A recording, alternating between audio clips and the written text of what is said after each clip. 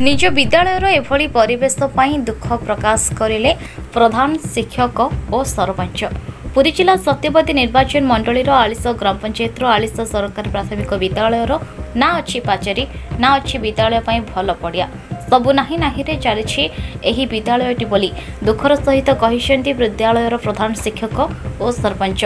पाचेरी खंडे नथिबारु विद्यालय गोरु गाई कुकुर छेली पशि विद्यालय परिसर में लागिथिबा वृक्षगुड़िक नष्ट करदेबा सहित संध्या हेले मद्यपंक आड्डा विद्यालय भितर जमुछि। एपरिक विद्यालय परिसर में ग्रामर किछि व्यक्ति गोरु गाई मध्य बंधा जाउछन्ति। एभली अवस्था चली आलिश ग्रामर सरकारी प्राथमिक विद्यालय। परिचय रखिए देखो गोटे दुखदायक चित्र आम देखा पाइलु कारण सत्यवादी सबुठ गोटे अन्य निर्वाचन मंडल ठार गोटे भिन्न धरण निर्वाचन कारण ये गोपबंधु दासर निज जन्ममाटी तो आम देखिलु आलिश पंचायतर जो आलिश सरकारी विद्यालय अच्छी एभली दुखदायक चित्र भितर अच्छा जो पाने खाद्य खाइबाटी कुकुर ठार आरंभ कर पशु पक्षी मद बोतल अन्य एभली गोटे असंजत भितर अच्छी आपको नहीं कौन रखिए संपूर्ण परिचय देखे। मु आलिश पंचायत सरपंच चंद्र सेठी आलिश पंचायत ये आलिश स्कूल विषय जो आप कहले स्कूल तो आप देखिए अव्यवस्था अच्छी जी कि बर्तमान विधायक जी थे से बाबद दृष्टिगोचर कर आम 2.5 वर्ष है ये सरपंच शासन गादी की आसला पर भी आमको बहुत काम करने बहुत प्रतिबंधक सृष्टि भी ताधे आम किसी कम भी किसी करना एवं मान्यवर विधायक को लिखित आकार देचु भी अनुरोध कर भी स्कूल परिसर बुलेवाई आनी ताप आम यथाशीघ्र एक्शन नौचु जमी होना कहीं आम स्कूल परिवेश को आम ठीक ठाक करने देखो कौटी असुविधा रहा कारण 25 वर्ष गोटे गोटे विजु जनता दल शासन करुवा बेले ये आलिश विद्यालय को कहीं निम्नमान स्तर को ठेली दिखार भविष्य छात्र छात्री मानक तौक नि आपड़ तो देखुवे अणदेखा कर गोटे विद्यालय जो जगह उपर आमर भविष्य आम आलिश पंचायत हो कि आलिश ग्रामर हो पिला माने बड़ हेबे एवं शिक्षा दीक्षा लाभ कर बड़ हेबे किंतु से जगह अव्यवस्था पर अच्छी पिला पानी देहरे यातायात कर खाइबापी जो जगह पर बसुंट से जगह पर भी कुकुर माला 25 वर्ष शासन आगे यही प्रकार अव्यवस्था भितर चली आम ए नूतन सरकार हेले से पाखे आम दाबी भी रखीचु केमती आम स्कूल को आम शुणा पाइलु आप 25,000 टका खर्च कर दामी वृक्षारोपण करते आज्ञा तो से वृक्ष गोटे भी देखा मिलूनी आज्ञा आपड़ तो बुझीथे हेडमास्टर ठार बुझीथे बहुत पैसा खर्च करी 2 पट बाड़ल ना आप देखिथे ना जोटा आमर पाचेरी से जगह जाल बाड़ करी गछ भी लगई प्लांटेसन आनी गछ लगई जे कि सुरक्षा कला परे भी लोक मानकर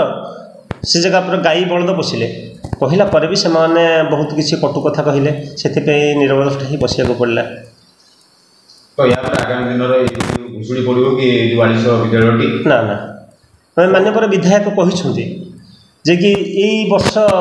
24 से नूतन रूप देवे स्कूल को पशि आसती कौन रही सर कहीं दृश्य देखा मिलूँ सत्यवादी अंचल सबुठार एक उन्नत अंचल जहाँ गोपबंधुकर अंचल जहाँ राज्यवासी जानते देशवासी जानते कौन असुविधा रही सर परिचय देखिए संपूर्ण विवरणी रखु सर मो ना विजु पात्र मुझे विद्यालय प्रधान शिक्षक आगे मु 2021 मसीहा अक्टोबर मसरे आसिली आसला पर यही विद्यालय एत सुंदर जगह ये विद्यालय एके 10 डिस्प्ले जगह अच्छी ये विद्यालय किंतु सबू थी गोटे पाचेरी नथिबारु आज ये विद्यालय कुकुर आउ जावतीय मनीष झाड़ा फेरवाटू पास बसवाटू आउ मद बोतल ये भितर आसी मद पीवाटू जघन्य काम स्कूल छुट्टी है होगा या आम कमिटी एवं स्थानीय विधायक स्थानीय सरपंच दृष्टिगोचर करें अनेक थर कही ଯେ ଏଇ ବିଦ୍ୟାଳୟରେ ଏଇସବୁ ଜିନିଷ କରିବା ପାଇଁ। ସେ ବିଦ୍ୟାଳୟରେ 4 ଲକ୍ଷ କେତେ ଟଙ୍କା ଗୋଟେ ସାଂସନ୍ ହେଇଥିଲା ସେ 2022 ମସିହାରେ କହୁଥିଲେ, କିନ୍ତୁ ତାପରେ ସେ ଟଙ୍କା ଅଟୋମେଟିକ୍ ଫେରିଗଲା, ଆଉ ନାହିଁ ଏଇନେ ଟଙ୍କା ଆସିଲେ ପାଚେରୀ କରିବେ ଏ କରିବେ ବୋଲି କହିଛନ୍ତି, କିନ୍ତୁ ଏହା କେବେ ହେଉଛି ତା ମୋର ସ୍ୱପ୍ନର ରେ ରହିଯିବ ନା ମୋ ସମୟରେ ଏଇଟା ହେଇପାରିବ, ମୁଁ ଚିନ୍ତାରେ ମଧ୍ୟ ଅଛି। ସାର୍ ବିଭାଗୀୟ ଅଧିକାରୀମାନଙ୍କୁ ଆପଣ କ'ଣ ଏଇ ବିଦ୍ୟାଳୟ ବିଷୟରେ ଆପଣ ଲିଖିତ ଆକାରରେ ଜଣାଇଛନ୍ତି ନା କ'ଣ କେମିତି? ବିଦ୍ୟାଳୟର ଲିଖିତ ଆକାରରେ ଜଣେଇନି। ବିଦ୍ୟାଳୟର ଅଫିସର ଆମର ଏବିଓ ବିଓ ସାର୍ ଯେତେବେଳେ ସବୁ ଆସୁଛନ୍ତି, ଏବିଓ ସାର୍ ଆସିଛନ୍ତି, ବିଓ ସାର୍ ଆସିଛନ୍ତି, ଆଉ ବିଓ ମ୍ୟାଡ଼ାମ୍ ଆସିଛନ୍ତି, ତାପରେ ଏବିଓ 3 ସାର୍ ବିଆର୍ସି ସମସ୍ତେ ଆସିଛନ୍ତି, ଦେଖିଛନ୍ତି, ବିରକ୍ତ ମୋ ଉପରେ ହେଇଛନ୍ତି, ଏଇଟା କାହିଁକି ତୁ କରୁନୁ? ମୁଁ କହିଲି ସାର୍ ଫଣ୍ଡସ୍ କେଉଁଠୁ ଆଣିବୁ? ପାଚେରୀଟା ତ କେଉଁ 1-2 ଟଙ୍କାରେ ହେଇଯିବନି, ଅନେକ ଅଧିକା ଆମାଉଣ୍ଟ ଦରକାର, ମୁଁ କେଉଁଠୁ ଆଣିବି? ଆଉ କମ୍ପୋଜିଟ୍ ଗ୍ରାଣ୍ଟ ତ 25,000 ମୁଁ କ'ଣ ଏହା କରିପାରିବି? ଏହା ମଧ୍ୟ ତାଙ୍କୁ ଦୃଷ୍ଟିଗୋଚରକୁ ଆଣିଛି। ସାର୍ 2021 ରୁ 2024 ପର୍ଯ୍ୟନ୍ତ କେତେ ଏଇ ବିଦ୍ୟାଳୟକୁ ବ୍ୟୟବରାଦ କରାଯାଇଥିଲା ଏବଂ ନା କରାଯାଇଥିଲା? ହଁ, ବ୍ୟୟବରାଦ ପ୍ରତ୍ୟେକ ବର୍ଷ କମ୍ପୋଜିଟ୍ ଗ୍ରାଣ୍ଟ ଆକାରରେ 25,000 ଟଙ୍କା ଆସେ, ଯାହାଫଳରେ ଟେବୁଲ୍ ଚେୟାର,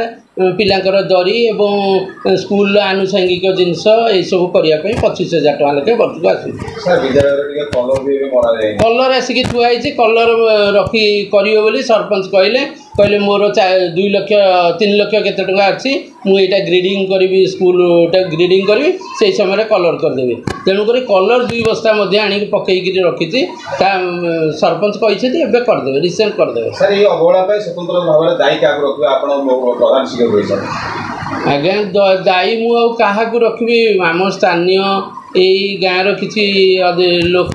ଯେଉଁମାନେ କି ଏ ବିଦ୍ୟାଳୟରେ ଗାଈ ଗୋରୁ ଆଣି ବାନ୍ଧୁଛନ୍ତି, ସେମାନଙ୍କ ହେଉଛନ୍ତି ପ୍ରଥମ,